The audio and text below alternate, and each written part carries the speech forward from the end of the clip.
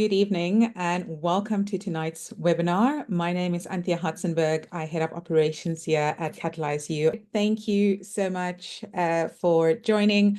I'm really looking forward to tonight's conversation and also engaging with our speakers in a moment. As with all online webinars these days, there's a little bit of housekeeping, so let me get that out of the way immediately. From a technical perspective, you can keep your video on or off, but make sure that you always keep yourself on mute. That will help just lessen the disturbances and the background noise for everyone else on the call. If you drop off, you can join using the same link that you joined initially. So that is the Zoom link and it will be in your email. And then if you have any technical issues, you won't be able to message Benjamin, but my colleague Carl is on the call tonight and will be able to help sort that out for you. If this is your first time joining, give me one moment to explain a little bit. CatalyzU vets, trains and places Africa's leading non-technical talent into the startup and venture ecosystem, both on the continent as well as globally. In just under 2 years of operations, we've trained over 150 fellows from 18 African countries and beyond. We've recently launched our very first Sales Success Fellowship, which I'm really excited about. It is our new addition to our fellowship arsenal. The Sales Success Fellowship is designed for aspiring sales professionals eager to build or advance their careers, particularly within the BPO, that's the business process outsourcing sector. It is a 4-week program and is ideal for those with 1 to 2 years of experience in customer service, retail, or related roles who are motivated to transition into a more specialized sales position.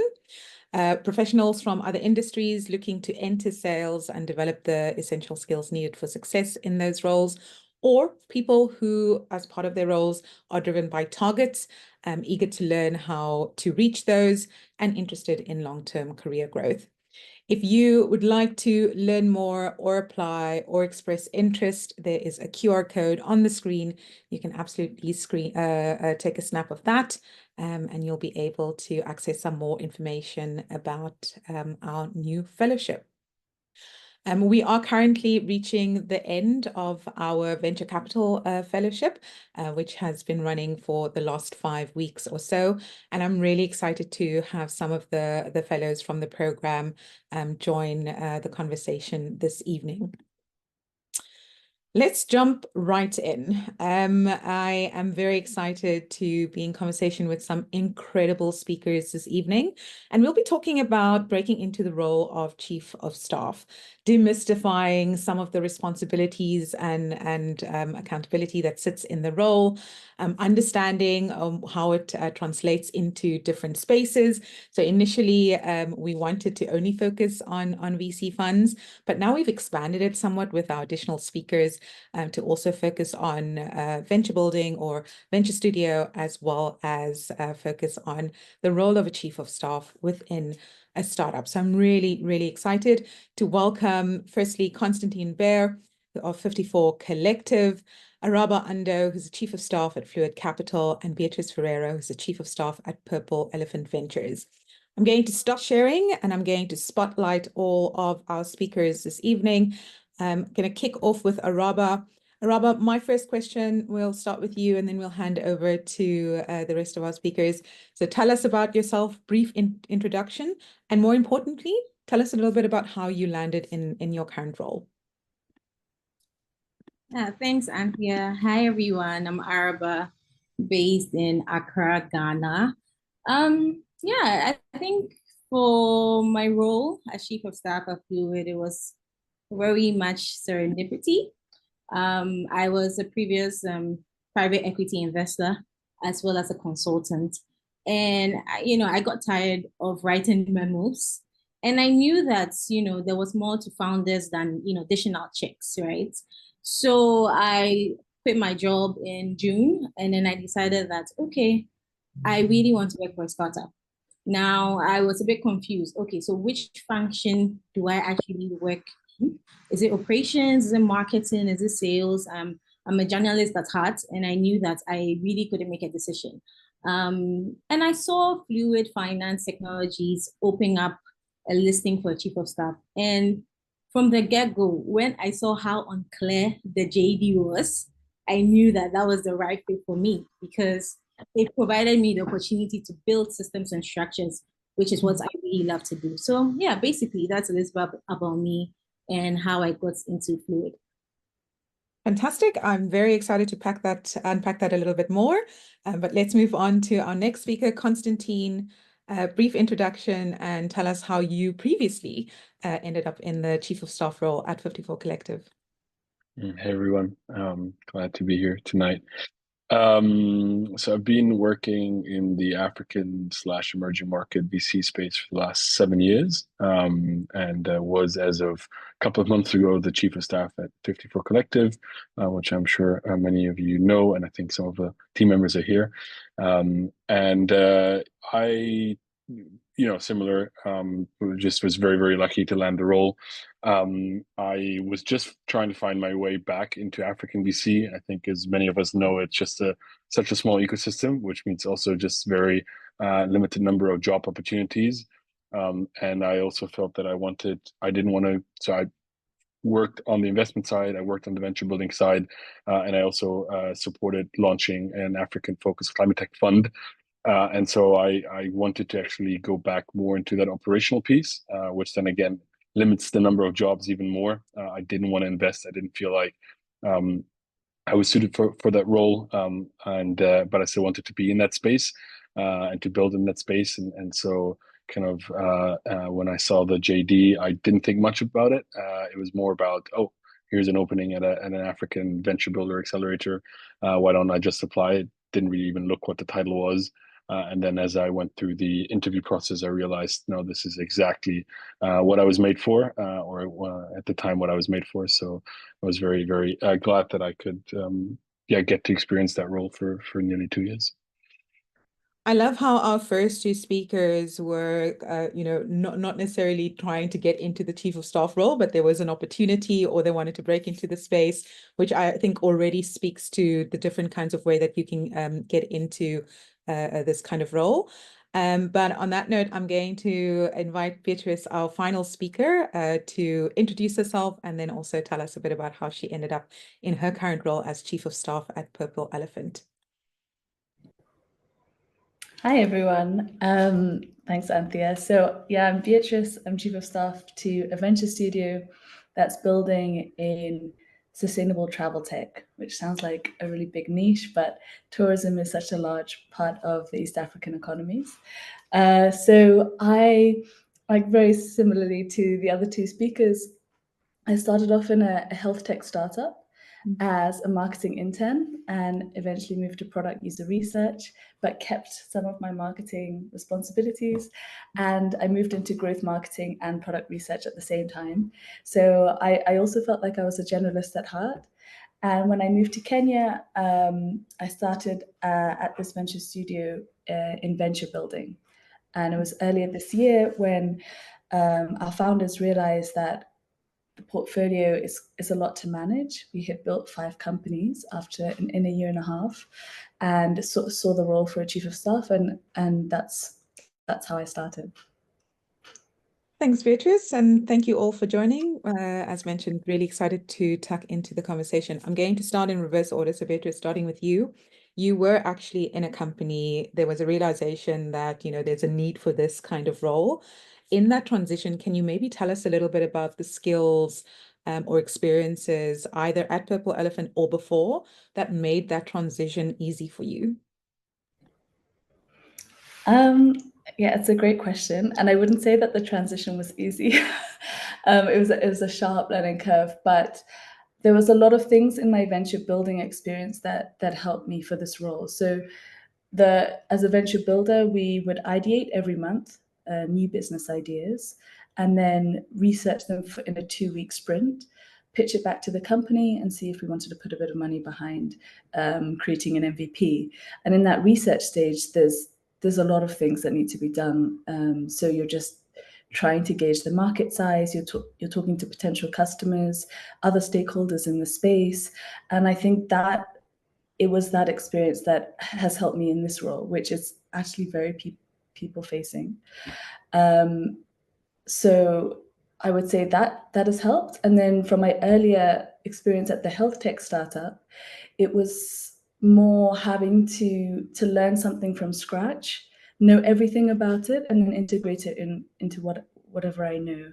And so that continues to be my job. It's like a lot of new things that I have to start from scratch with, and then make something of it. A follow-up before I move on to the other speakers. Do you feel that, making the things up as you go, the new things that you were building, is because the role did not exist before? Or is that actually just the nature of being in the chief of staff role, that there will constantly be new things thrown at you? It's quite a dynamic environment, which means that it's constant learning as you go. Yeah, I think it's a mixture of both, and I'm curious to hear what the other two think. But I do think that it is just a lot of learning, and I hear that from other chief of staff too. It's like every week is different. So that adaptability, I would say, is really, really important for the role. Thanks, Beatrice. Konstantin, let's move over to you. So I want to ask the question around your role specifically at your chief of staff role at a VC fund.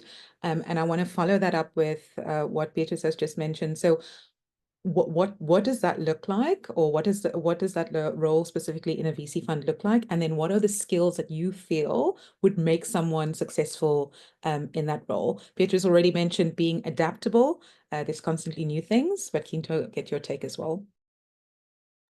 Yeah, so I mean, as a 54 Collective is both a VC, but also definitely has that venture studio, venture builder arm. So maybe I'll quickly touch on both. I think at a VC, it very much depends on the life cycle of the fund, right? When do you actually join, right? Is it in the beginning, where it is all about setup and fundraising and hiring the first initial team, right? You join as, maybe the first or second employee supporting the GPs, right? And then definitely, very similar to what Beatrice said, it's making things up as you go, and definitely every week is different, but maybe you require a bit more understanding of how VC funds work in terms of drafting of documentation, fund administration.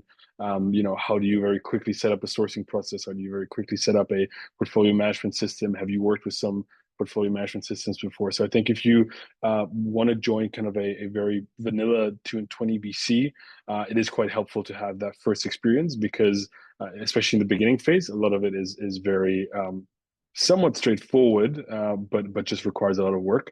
Then if you come in a bit later of the fund, right, then there's maybe just a lot of investments work and coordination of the investments team. So, you're of course limited in your funding. So you focus on, getting the people that drive, that drive exits, right, which are the investments team. But you do need maybe one person that can actually coordinate all the different efforts, right? And then also obviously continue to help manage the LPs, etc. Now, if you work more on the venture builder, it's more like working for a startup or for a bigger company, right? And that's where I think especially the making up as you go comes in, right? You'll be facing new challenges every day, from HR challenges to operational to company culture to, it could be really anything. And I'm sure the others will touch upon this, is that every day is very different. And I think you can come with a more of an open mind skill set and generalist if you join more of a venture builder or venture studio, versus if you join a VC. I think some more experience within the VC is helpful to get you that role and to be successful from day one. I like what you said about from a VC perspective, it depends on the stage of the fund, the role that the chief of staff would play. And also harkening back to what Beatrice has mentioned in the venture studio space, there's a lot of new things. There's a little bit of, portfolio management, all of that. On the VC side, obviously, you can get a learning, right? I mean, CatalyzU, for instance, does fellowships that can prepare you to understand the life cycle of a fund and better position yourself for that role. But Araba, you don't necessarily get a startup university. It will be, different across the board. Also probably depends on where the startup is at, but keen to understand, what does the chief of staff role look like for someone that works at a startup? And maybe touch a little bit on some of the misconceptions that people have around the role. Yeah, thanks, Anthea. I think I really share the same sentiments as Konstantin. Also, depending on the stage of the startup, the role might look a bit different. Very early stage startup, which Fluid is at the moment. And I would necessarily tie the stage of the startup to how much they've raised or the stage of their funding, right? So obviously, seed stage startup, you would see a lot of erraticness where no 2 days are the same, where you also have to make as you go. I think one interesting thing that I like to term my role, especially, is basically, filling the gaps and catching the slacks. So obviously, an early stage startup has a lean team, right? There's obviously not going to be a full-time HR, full-time marketing. It depends on each startup. But the point is that the chief of staff is there to make sure that. And that's why it's quite important for you to be a generalist or an expert generalist, where you really understand different functions of the business and you can fill in the gap when needed, or even catch the slack, even if there's someone who is designated to be maybe operations or marketing. You really understand the entire business environment and the entire business process and are able to step in when that needs to be filled. So these are some of this. I mean, there are a lot of similarities, as Beatrice and Konstantin have said. But yeah, it really depends on the stage of the startup, and it's quite important that that chief of staff. I think even if you're early stage, later stage, you still need to have that generalist mindset, and that would really push you forward. I want to make a switch here to a bit more of a focus on, the actual responsibilities. And Araba, we're going to start with you and work our way back. So can you maybe give us a bit of insight? It's constantly changing. It's what the business needs. But what does a typical week look like for you? And a real focus on how do you balance that strategic versus operational elements of the role? Yeah, I mean, as cliche as it sounds, no week is the same. But for me personally, what gives me sanity and the ability to prioritize and balance is by checking in with my principal, right? So obviously there are strategic responsibilities, there are operational responsibilities, right? And one key thing is to, before the start of the week, check in with my principal. And my principal means the CEO, right? Because I am actually his right hand person. So checking in with him, making sure that we align, because the role is so complex that you can get stuck in the weeds, right? So it's quite important to check in with your principal, know exactly what is a priority and what is not. And that alone sort of, helps me know exactly what I should be focusing on. Another thing is delegating, right? I think that every chief of staff role is quite different. And even my role is quite different because I've met a lot of chief of staffs that don't have direct reports, but I do, right? So there's some nuances in the role. And because of that, I'm able to delegate as much as possible. If I know that this particular operational task, or even to some extent, this particular strategic task would not be of value to the business at this point in time, I'm able to delegate. I mean, there's a little framework that I use because I've obviously worked in private equity. I've also worked as a consultant. So I try and think through a lot of frameworks. And it's basically what I'm about to do. What value does it bring to the business? Is it $10? Is it $100? Is it $1,000? Is it $100,000? And if it's probably $10, then there's probably not a need for me to do at that point. Can I delegate it? Yes. If I can't, no. Right. If it's 100,000 value that is going to bring to the company, I'm definitely on that. And that could be strategic, that could be operational, right?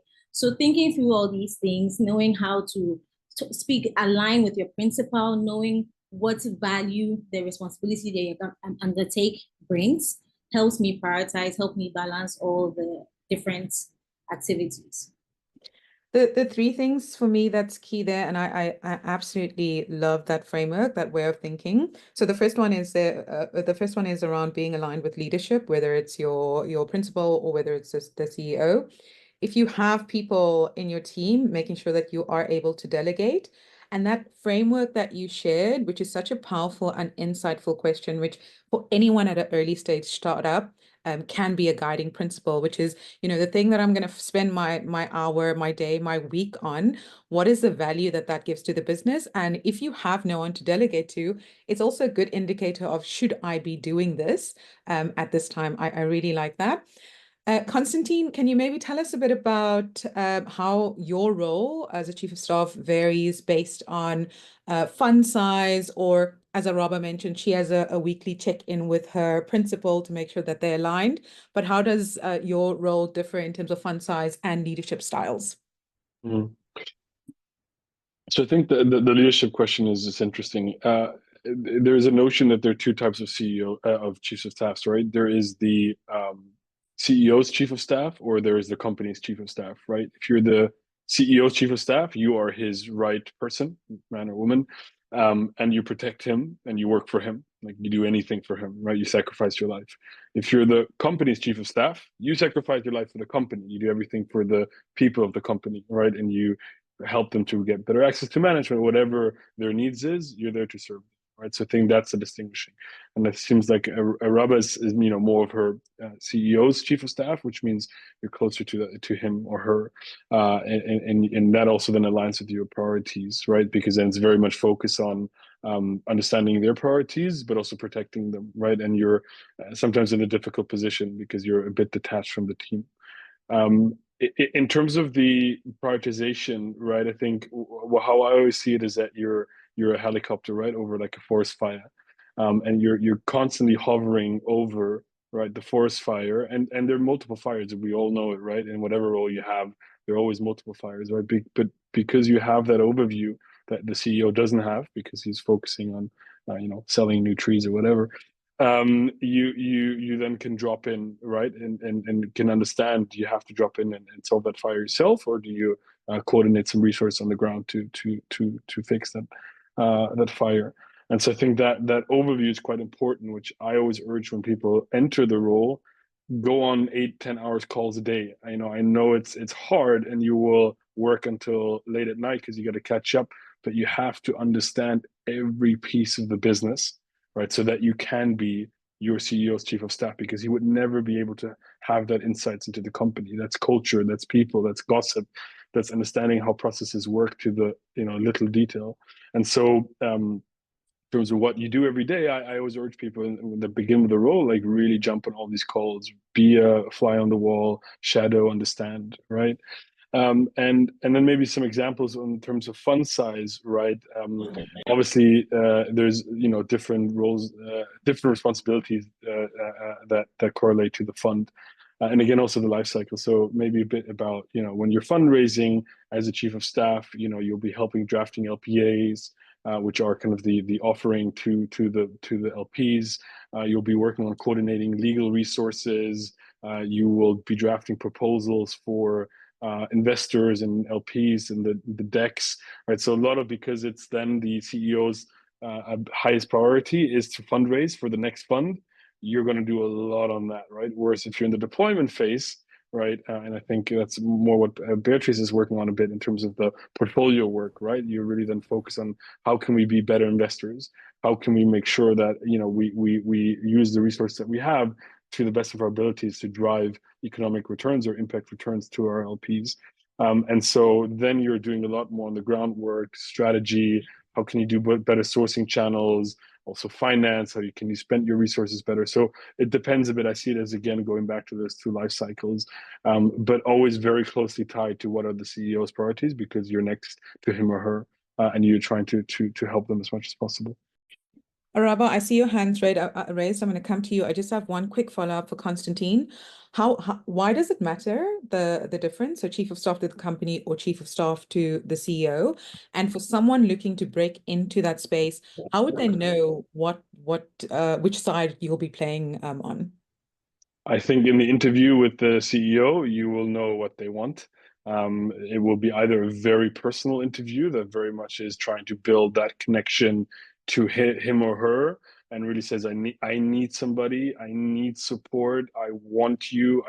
It very much is like, I'm not overwhelmed, but like, I need somebody at my side, right? Versus the team is not coordinated. There's a lot of operational challenges. I really need somebody that can help on the ground, work with the team, and you'll sense it in the language, right? Why is it important? It is important a bit in I think in your expectation of how close you will be with the team and what challenges you will face. Because if you are the chief of staff of the CEO, you will be seen as the CEO, right? As his or her right hand, which means you will have to overcome some of those challenges and stigmas, right? That will, obviously you will be facing because you're not one of the team members in a way. You're elevated, even though you may be even junior than some of the people that you're talking to, right? So to overcome that kind of human resource difficulties, people's difficulties, I think it's quite important that you understand your role, because then you have to be even more sensitive to the way that you engage with the team on the ground and the way that you interact with them. It's a great explainer. Thanks, Konstantin. Araba, you have your hand up. Yeah, amazing what Konstantin is sharing. Totally agree. Although I have a bit of a contrarian view based on experience, right? So I think that there's a gray area where you come in as the CEO, chief of staff, and you realize that majority of your time or your work or your duties are being spent as the company chief of staff, right? So there is a gray area where, and this is from my experience, right, where I'm literally in between both, right? Obviously, there are times where I sway towards being the company chief of staff, whilst there are times where I sway towards being my principal chief of staff. And I mean, just piggybacking to what I said earlier about how when I first joined, when I saw the JD, looking at how it was all over the place, I knew that this was for me. I think 6 months or 3 months into the role, I actually drew my JD. And in my JD, what I did was to put my duties in 4 buckets, right? Basically the 4 P's. So the principal, which is the CEO, whatever, process, people, and obviously projects, right? And in drawing my JD at that time, obviously, most of my time was going towards process, people, and projects, whilst the principal had only 15% of my time or my energy or what I had to do, right? And I think it's very different because some CEOs also have EAs. And just to go back to Anthea's point about demystifying it, that, chief of staffs are not EAs or executive assistants or PAs or personal assistants, right? So it also depends on the structure the office of the CEO has. If he has an EA, if he has other sort of assistants that supports, then you probably wouldn't be very much, on the CEO, chief of staff line of things. But if he does or if he doesn't, that also determines. So I just wanted to throw more light on that and explain some of these things. Yeah. Thanks for adding that, Araba. I think what's also interesting there is in almost every role, whether you're chief of staff or anything else, is kind of the expectation that the company, your principal, the CEO will have of you. And then there's the additionality of where you can add value beyond that. And that way of thinking, will apply whether you're chief of staff to a CEO or chief of staff to the business. That additional value that you bring beyond your title or beyond your scope is important. Conscious of time, want to move on. I see all the audience questions. I'm going to get to it, I promise. I just want to cover responsibilities from Beatrice's side as well. Beatrice, we've heard from Konstantin, his role at a VC fund. And during our speaker brief, we had quite an interesting conversation about the breadth of responsibilities that sits in your space, in your role at a venture studio. So maybe tell us a little bit about how it differs, or from Konstantin's role, and then also what are some of the I guess the breadth of competencies that allows you to have such a spread of support in your role at a venture studio. Yeah. So the beginning of this year, we opened our Series A, and what I was spending majority of my time on was supporting with that fundraise, and that was a lot of investor outreach, creating data rooms for our portfolio companies, and then managing our CRM. And then that has grown into, as we've scaled up, that has grown into the legal oversight for all our portfolio businesses, which is general portfolio management, even social events, organizing social events for our team, and then special projects like Araba mentioned too. Like there's some research projects, new ideas, new business ideas that we have to explore before going ahead. So how I got those competencies is honestly just being thrown into the deep end. I feel that that's how I've survived, especially with the fundraising work. Started with no experience and now feel like I have a better understanding of the scene. So I'm not sure, I can't really speak to how that differs from a VC chief of staff, but this is what I've been doing the past year. I'm going to use that as a segue to start to take an audience question, and this is the easy one. We'll start with you, Beatrice, and we'll work our way around. Yeah. So, breadth of responsibilities, data rooms initially, you care about legal, social events, special projects. Dawn wants to know, are there any specific apps or tools that you use to organize yourself across all these different tasks and projects? Beatrice, you want to go? Yeah, it's such a good practical question, honestly. And I'm always looking for better tools. Actually, right now I'm looking for a cap table management software. So if anybody has any recommendations. But I use Infinity as a CRM management tool to manage all our investor relations. And we also have to segment it by our portfolio businesses. So each business is in a different subsection of travel. So they require different investors. I wouldn't recommend Infinity though. It's not been great, but I do recommend DocSend. I've been using DocSend for our data room, combining our data rooms. That's good. And it doubles up as being able to do all your signatures for your board meeting minutes and things. No DocSend, love DocSend. We've got Infinity, we've got DocSend. Konstantin, anything to add to that list? I'm probably not the right person to ask. I do all my notes in Notes. But I think in terms of cap table, we're looking at a company called Clara at the moment, focus on kind of cap tables, but also opening up bank accounts in Delaware. So if anybody is looking to have a solution that has all the legals within one place and open up bank account in favorable jurisdictions, I can recommend those guys. In terms of DocSend, big fan. But yeah, I think they are doing some updates, which I think is important in terms of being able to manage your data room a bit better, to share the right material to the right LPs.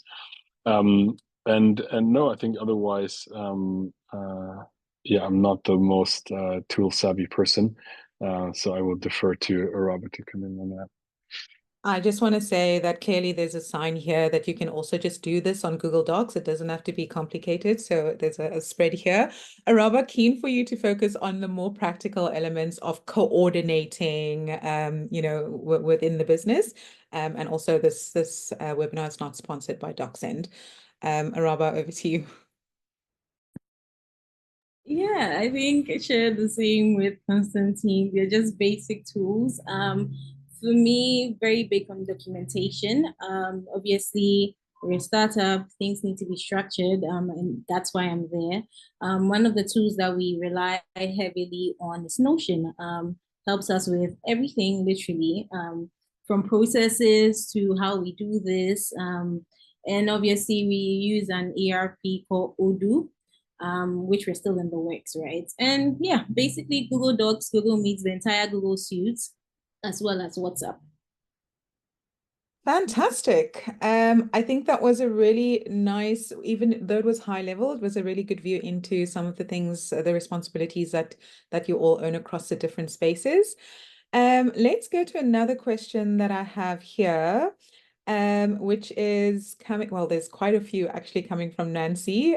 Maybe I'll take the last, the second last one, which is, in these roles, there's definitely an element of operations, strategy, and decision making. Fast decision making, making decisions on behalf of your principal or CEO, making decisions in the absence of all the data or whatever the case may be. So I like this question that Nancy has put down here, which is, what tools do you use for decision making? And I'm going to expand on that. What would that process look like in, a fast moving business? Let's start with you, Araba, and then we'll move through. Yeah, I wouldn't necessarily say tools, maybe just like frameworks. An important thing is what Konstantin also mentioned, right? In the beginning stages, being literally the fly on the wall, getting to know how your principal thinks, getting to know how different operational heads or functional heads think. And in having that information, I think that you then be confident to make a decision in place of your principal or whatever. I think that the most important thing is how empowered you are. Because depending on how empowered you are, you can make a decision, right? At Fluid, we don't believe in mistakes, right? They are lessons.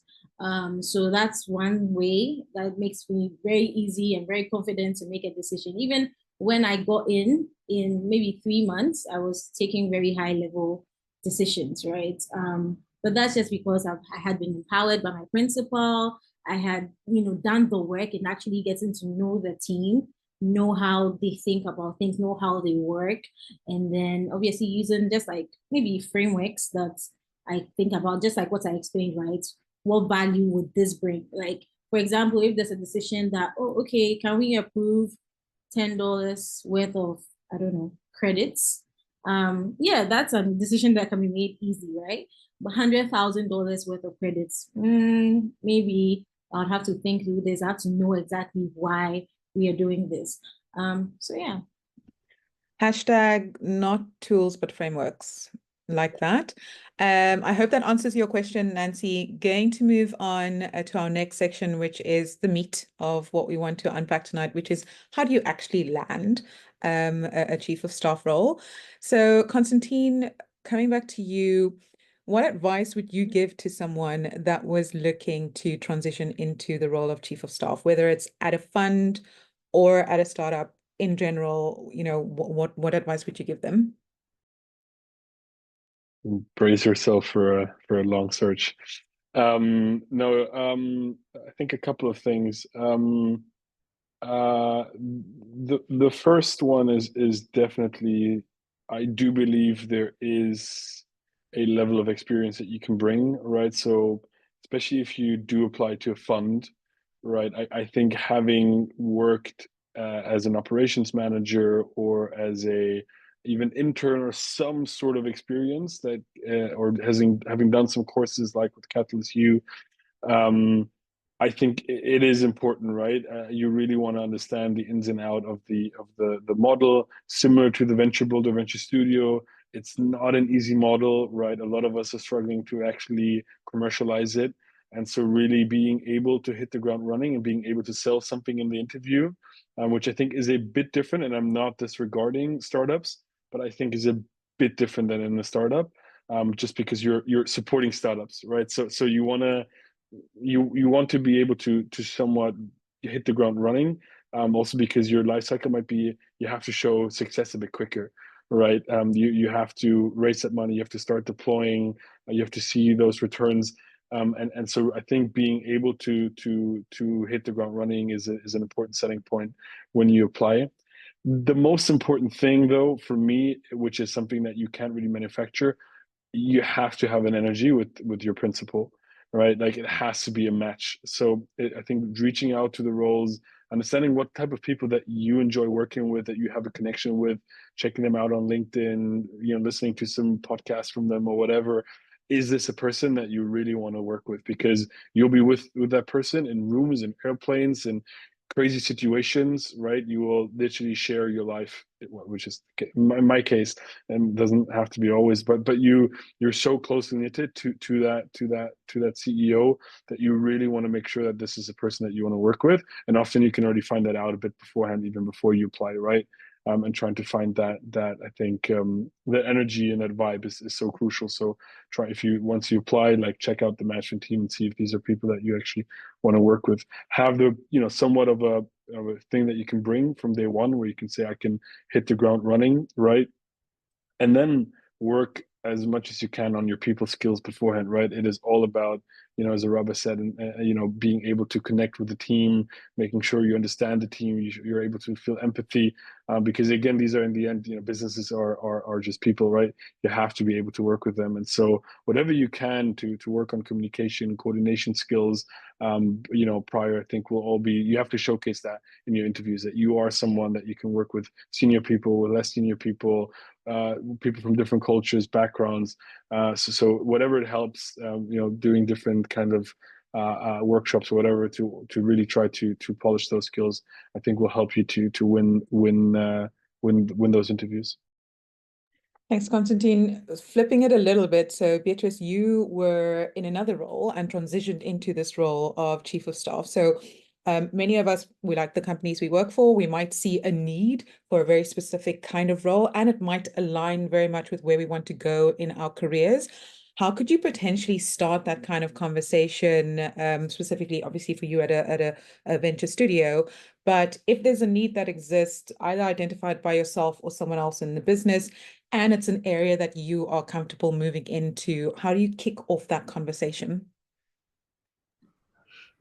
Yeah, I love that question. I think there's a bit of desensitizing work actually that might need to be done, especially if you're at the seed stage, because your executive team might not be familiar with the role and might not have thought about it. So just to find a channel for your natural curiosity and making it known that you know what this role is and how you see it fitting within your organization. And then just doubling down on what Konstantin said, that there also has to be that energy between you and your CEO or founder. So yeah, I would just start that conversation, but also have that foundation of being just being an enjoyable person to work with across teams. Yeah. Thank you, Beatrice. Really appreciate that. I've made a note here, natural curiosity, obviously the connection with the principal also matters. Some might say that if you are creating the role internally, you have an opportunity to also determine what success looks like. So I'm going to go to a question that Nemo has posted in the chat, which is, how do you measure success? But twofold, how do you personally measure success for yourself? And how does the business measure success for you in the role?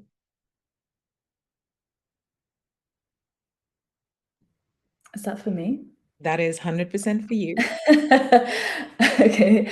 I'm always feeling like I'm behind in measuring or not doing enough. But I think like having some really clear OKRs is really helpful. We're only just beginning to be better with that now in our organization. But I do see the role, like my role within the venture studio as being like the CEO is a visionary and I am there to execute it and I'm there to implement it. So by the number of projects or things I can tick off, that's how I do it. And also for fundraising, there's a very clear win, like you either get the money or you don't. So yeah, that's measuring it like that, very scrappily. Araba, you use decision-making frameworks that determines what you focus on based on the value it brings to the business. How do you measure success? Literally the same way, right? I was worried you might say that.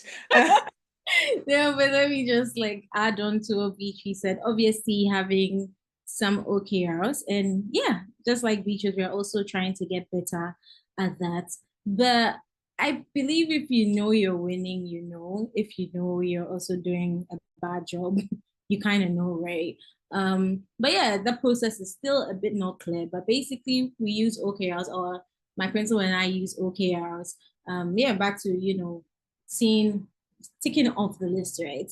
There are definitely special projects that need to be worked on. Has it been accomplished? There are deals that need to be landed. Has that, gone through? Things like that. So yeah. And just to add up to how to land the role, I think totally agree with Konstantin. Like there has to be that vibe between you and your principal.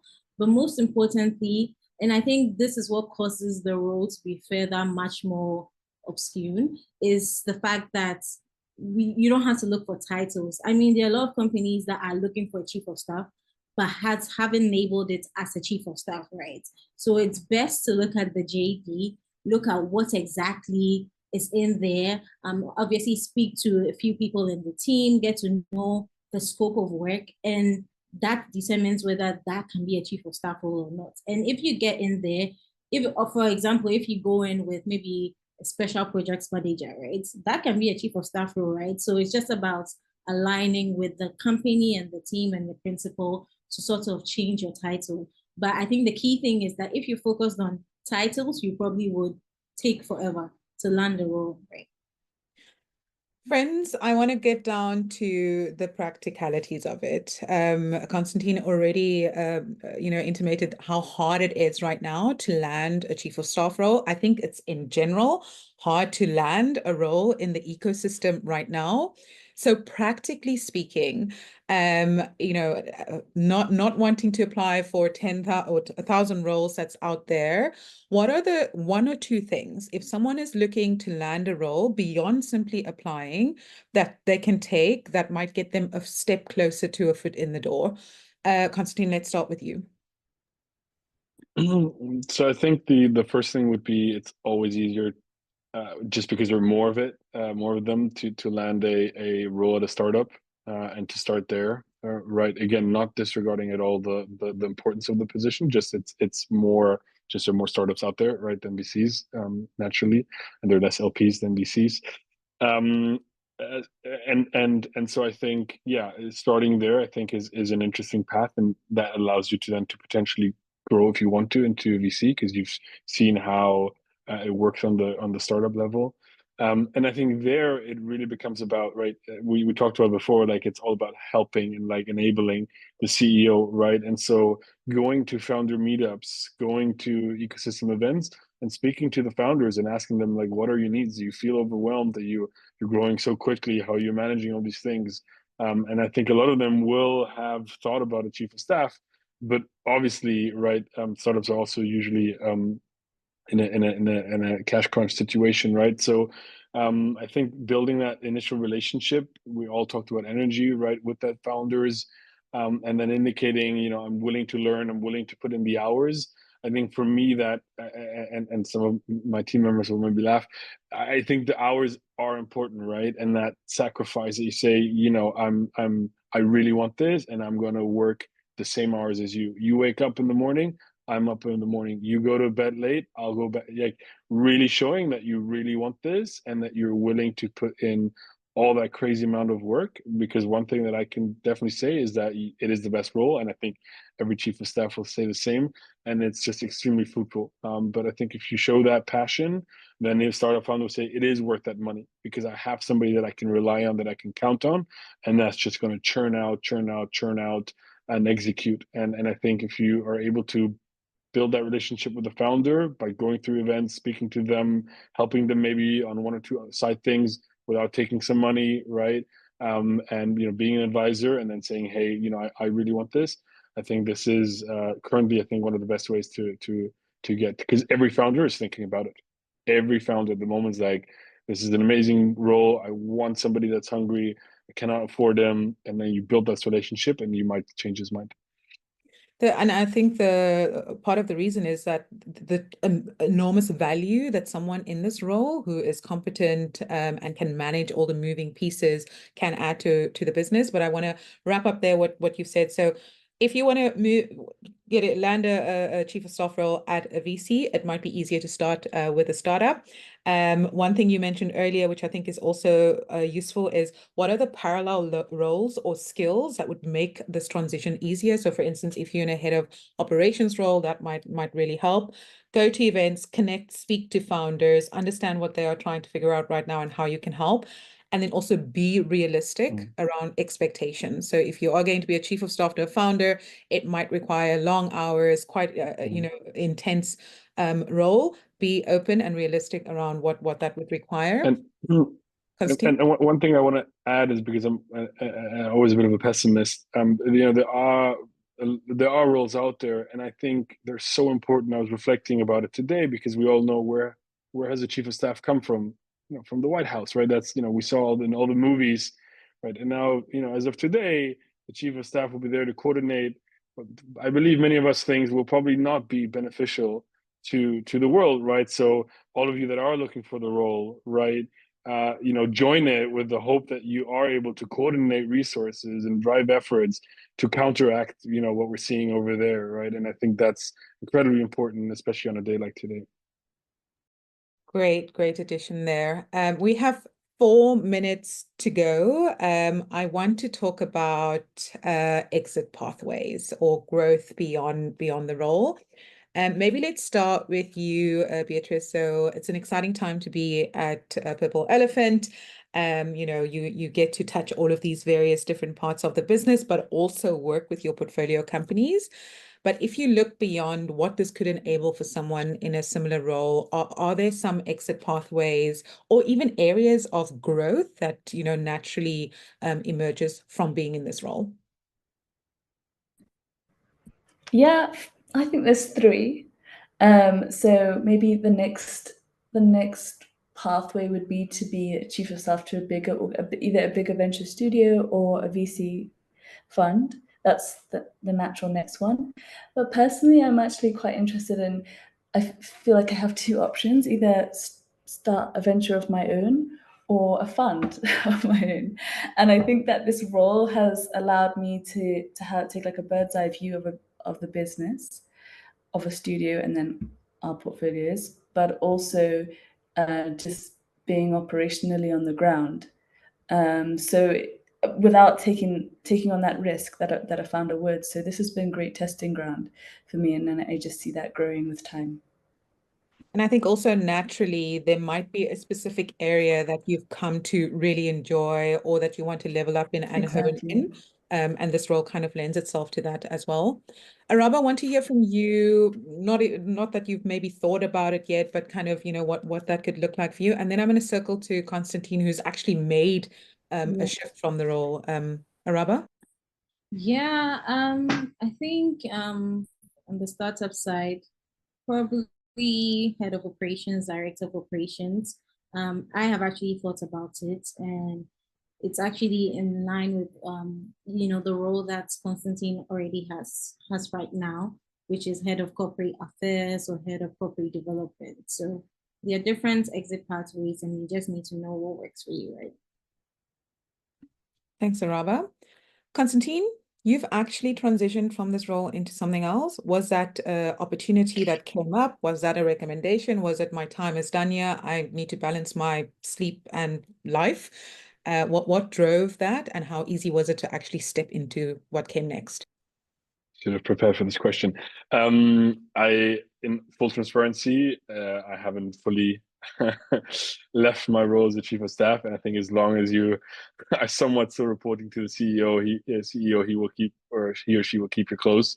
And that's actually important, is really to be able to do the cutoff, right? To be like, hire somebody else or really put me in a completely different thing, because you're so closely tied together that it will still be a lot of that role. But what I'm seeing now, which is quite nice, it's been 2-3 months, that it is slowly kind of going in separate ways, right? Of course, still being the same company, but I think putting those also hard like guardrails as you then transition out, and I think there will always be somewhat of a natural path. I would always recommend to try to find the exit after 2.5 years, because you just want to progress, right? And you want to, because before you had kind of leadership and authority through that person, but now you want to build your own, right? Slowly build your own team and learn, right? And progress. And so I think they always want to keep you close, right? Because you're probably quite valuable to them, and they enjoy calling you at 11 o'clock at night. And so being able to to find that new path. In my case, I didn't want to. The world is your oyster in a way, right? So they because you do so many things, as Beatrice and Araba said, that generalist usually can then also slowly in your second year try to focus on one area that you want to progress further, and that was my case. So I really try to take projects within fundraising, within business development, because I realized I don't want to do too much operations. I actually feel more that this is where I want to go. And so I was also, you then have the freedom to be a bit like, no, I'll take this and I'll do this. And I'll give this to somebody else. And then obviously you build an expertise, and then you can say, well, okay, actually business development or corporate development, or maybe more the operations side. Or you say, actually want to go back into investments, which is the one thing that I often raise as an alert. It's not the best role to then become an investment professional, right? Because in most cases, you're not touching deals as a chief of staff, right? So just beware of that. It's not the best segue into an investment role. Love dropping the golden nuggets right here at the end. We are out of time. I'm going to allow for one more question and ask all of our speakers to keep it incredibly brief. For you personally, either a piece of advice or a resource, a book, a podcast, something that has been useful in your journey as a chief of staff, if you can please share that with our audience. I'm going to start with Araba.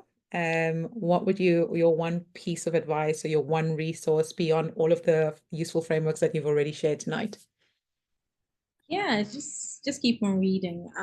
Keep on reading. I actually got to see the value of a chief of staff role when I looked at LinkedIn's investment memo. So Sarah on there was actually the chief of staff to read at that time, and she later became chief operating officer of LinkedIn. And that sort of like inspired me. So just keep reading, keep on networking, and we also need a safe space, right? To reach out to other chief of staffs to create some sort of support group that we can always communicate. Yeah. Love that. Beatrice? Lapan's already done it, but I wanted to plug the Chief of Staff Association. They have micro credentials on there and a really, really amazing network of other Chief of Staffs. So yeah. I'll make sure to also share the link in our post-event email. Konstantin, take us home. It should be our WhatsApp group of Chief of Staff in Africa, which unfortunately is very inactive. Nemo and myself started that last year or this year even, and there has been very, very limited activity.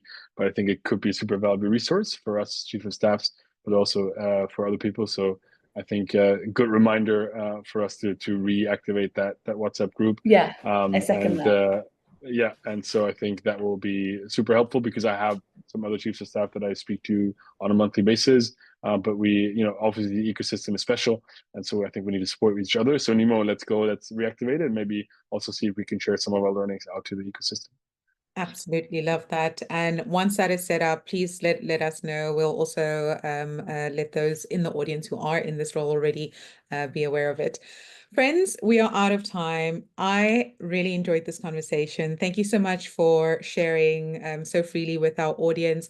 I know we didn't get to all of the questions. My apologies. I was trying to cram in quite a lot into this 1 hour, but all of our speakers are on LinkedIn. Make sure that you go and connect with them. If you have any follow-up questions, I'm sure they'll be happy to answer those. Keep an eye out for our post-event email. This is packed with resources, links, things that our speakers have shared tonight, and hopefully also a very active Chief of Staff WhatsApp group. And we'll make sure that we share that as well. But from my side, on behalf of CatalyzU, thank you so much to all of our speakers for joining us this evening. Thank you for our audience. Thank you for the amazing questions. Keep an eye out for the recording and the post-event email. And yeah, we'll see you at the next one. Bye, everyone. Thanks, everyone. Bye-bye.